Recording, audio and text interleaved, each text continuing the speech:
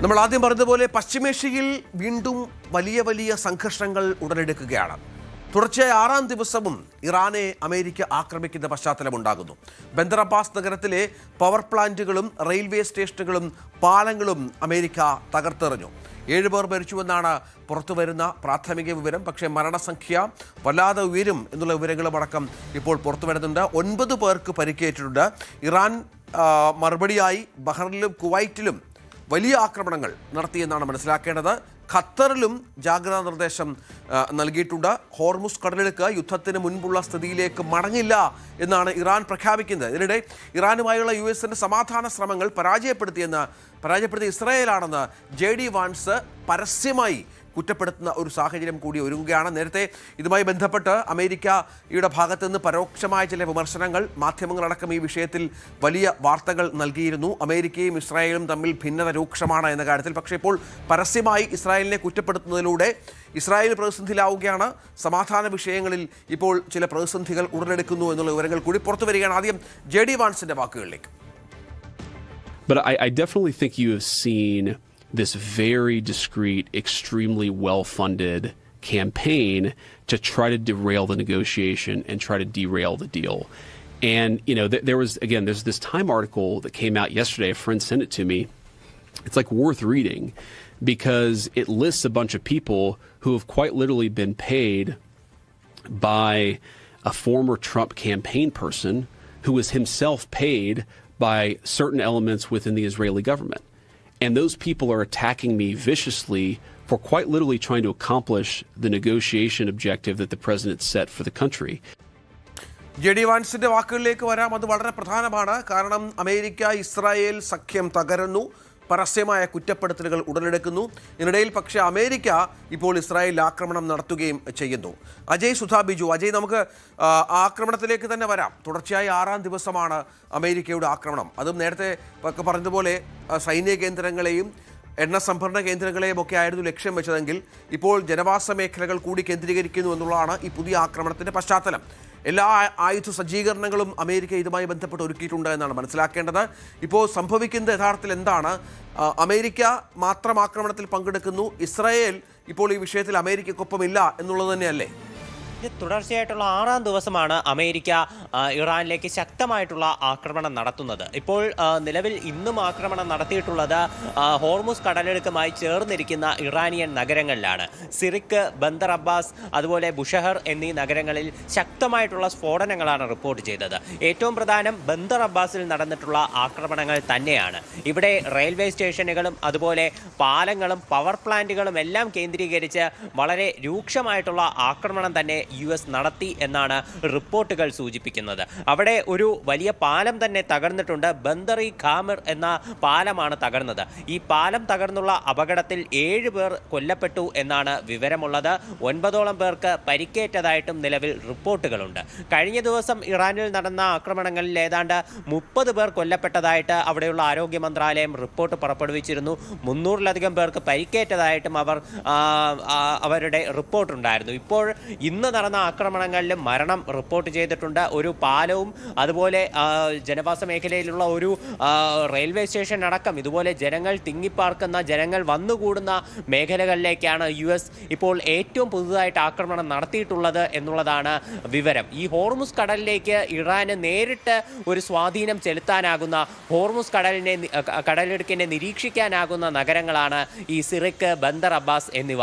അപ്പോൾ ഇവിടങ്ങളിലേക്ക് ആക്രമണം നടത്തി ഇറാന്റെ ഹോർമുസ് കടലിടുക്കിലെ സ്വാധീനം കുറയ്ക്കുക തന്നെയാണ് US-ന്റെ ലക്ഷ്യം. ഇറാന് ഹോർമുസിലെ നിയന്ത്രണം പൂർണ്ണമായിട്ട് നഷ്ടപ്പെട്ടു എന്നാണ് US അവകാശപ്പെടുന്നത്. എന്നാൽ ഇറാനും ഒട്ടും വിട്ടുകൊടുത്തിട്ടില്ല. ഗൾഫ് നാടുകളിലേക്ക് ശക്തമായിട്ടുള്ള തിരിച്ചടി തന്നെ ഇറാൻ നിലവിൽ നൽകിക്കൊണ്ടിരിക്കുകയാണ്. ബഹ്റൈനിലുള്ള ഒരു US ബേസിലെ എയർക്രാഫ്റ്റ് ഇറാൻ മിസൈൽ ഉപയോഗിച്ച് തകർത്തു എന്നാണ് IRGC അവകാശപ്പെടുന്നത്. അതുപോലെ കുവൈറ്റിലും ശക്തമായിട്ടുള്ള ആക്രമണങ്ങൾ റിപ്പോർട്ട് ചെയ്തു. ഖത്തറിൽ ഒരു ജാഗ്രതാ നിർദ്ദേശം പുറപ്പെടുവിച്ചിരുന്നു. എന്നാൽ ഇപ്പോൾ ആ ഒരു ജാഗ്രതാ അലേർട്ട് പിൻവലിച്ചു എന്നാണ് വിവരമുള്ളത്. ജോർദാനിലും കഴിഞ്ഞ ദിവസം ശക്തമായിട്ടുള്ള ആക്രമണം തന്നെ ഇറാൻ നടത്തി.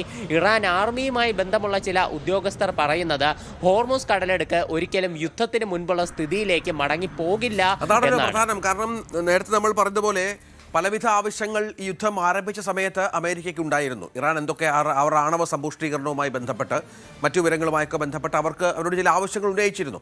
പക്ഷേ ഇപ്പോൾ ഹോർമുസ് കേന്ദ്രീകരിച്ചുള്ള തർക്കങ്ങളും അതുമായി ബന്ധപ്പെട്ട ആക്രമണത്തിലേക്ക് കാര്യങ്ങൾ പോകുമ്പോൾ ഇപ്പോൾ അമേരിക്കയുടെയും ഇറാന്റെയും മാത്രം വിഷയമല്ല, ലോകരാജ്യങ്ങളെയെല്ലാം വലിയ തോതിൽ ബാധിക്കുന്ന കാര്യങ്ങളായി ഇത് മാറുന്ന ഒരു പശ്ചാത്തലം. അതാണല്ലോ പ്രധാനം. ഇനിയുള്ള ദിവസങ്ങളിൽ ഇത്തരം കാര്യങ്ങൾ മുന്നോട്ട് പോയാൽ ആഗോള ഇന്ധന വിപണിക്കുണ്ടാകാവുന്ന പ്രശ്നങ്ങൾ അത് ചില്ലറയായിരിക്കില്ല. തീർച്ചയായിട്ടും ഇന്ത്യ അടക്കമുള്ള രാജ്യങ്ങൾ ഇതിനോടകം തന്നെ ഹോർമുസ് കടലിടുക്കിലൂടെ കടന്നു പോകുന്ന കപ്പലുകളിൽ തങ്ങളുടെ ഉദ്യോഗസ്ഥരെ നിയോഗിക്കരുത് എന്നുള്ള നിർദ്ദേശം ഔദ്യോഗികമായി തന്നെ നൽകിക്കഴിഞ്ഞിട്ടുണ്ട്. അതുപോലെ പല രാജ്യങ്ങളും ജാഗ്രതാ നിർദ്ദേശം പുറപ്പെടുവിച്ചിട്ടുണ്ട്. യുദ്ധത്തെ തുടർന്ന് പല സ്ഥലങ്ങളിലും അവരുടെ സ്വന്തം രാജ്യത്തുള്ള എണ്ണ സംഭരണികൾ, അതുപോലെ തന്നെ ഈ ഭക്ഷ്യകേന്ദ്രങ്ങൾ, ഇവയോടെല്ലാം ജാഗ്രത പാലിക്കണം എന്നുള്ള ഒരു നിർദ്ദേശമാണ് ഇതിനോടകം തന്നെ നൽകിയിട്ടുള്ളത്. അപ്പോൾ ഒരു കടുത്ത പ്രതിസന്ധി തന്നെ ഹോർമുസ് കേന്ദ്രീകരിച്ച് മുന്നോട്ട് പോവുകയാണ്. ഇറാൻ ഹോർമുസ് കടലിടുക്കിന്റെ നിയന്ത്രണം ഒരിക്കലും വിട്ടുകൊടുക്കാൻ ആഗ്രഹിക്കുന്നില്ല. US എന്നാൽ മേഖലയിൽ ഉപരോധം ശക്തമാക്കിക്കൊണ്ട് തങ്ങളുടെ ഒരു പരിധിയിൽ കപ്പലുകളെ കൊണ്ടുവരാൻ ശ്രമിച്ചുകൊണ്ടിരിക്കുകയാണ്. കഴിഞ്ഞ ദിവസം ആളൊഴിഞ്ഞ ഒരു ഇറാനിയൻ ടാങ്കറിന് നേരെ US ആക്രമണം നടത്തിയിരുന്നു. ഇറാനും ഇത് സ്ഥിരീകരിച്ച ഒരു വിവരമാണ്. നിലവിൽ ഇറാനകത്ത് കടുത്ത ഒരു ഊർജ്ജ പ്രതിസന്ധി നേരിടുന്നുണ്ട് എന്നാണ് വിവരം. ഇറാൻ ഔദ്യോഗികമായി തന്നെ ജനങ്ങളോട് AC ഉപയോഗം ഉൾപ്പെടെ കുറയ്ക്കണം എന്നുള്ള ഒരു നിർദ്ദേശമാണ് നിലവിൽ നൽകിയിട്ടുള്ളത്.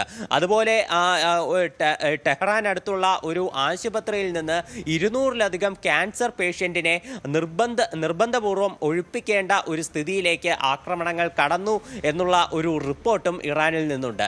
ഇതിനിടയ്ക്ക് ഇത്തരത്തിൽ ആക്രമണങ്ങൾ അങ്ങോട്ടുള്ള ഇറാനിലേക്കുള്ള ആക്രമണവും ഇറാന്റെ ഗൾഫ് നാടുകളിലേക്കുള്ള പ്രത്യാക്രമണവും വളരെ കടുത്തിരിക്കുന്ന ഘട്ടത്തിലാണ് JD വാൻസിന്റെ വിമർശനം എന്നുള്ളതും ശ്രദ്ധേയമാണ്. JD വാൻസ് പറയുന്നത് US-ന്റെ ഒരു ഡീല് അത് വളരെ സക്സസ്ഫുൾ ആയിട്ട് മുന്നോട്ട് പോവുകയായിരുന്നു.